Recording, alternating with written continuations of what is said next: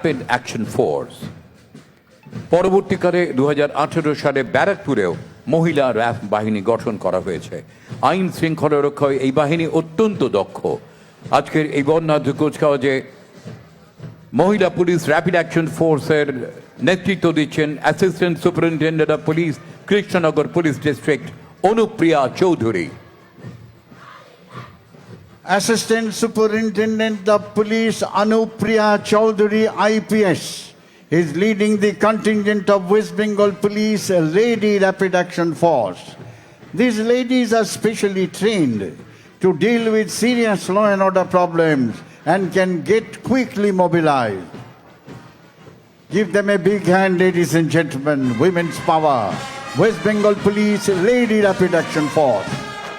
এগিয়ে আসছে পশ্চিমবঙ্গ রাজ্য সশস্ত্র পুলিশ ব্রাস ব্যান্ড।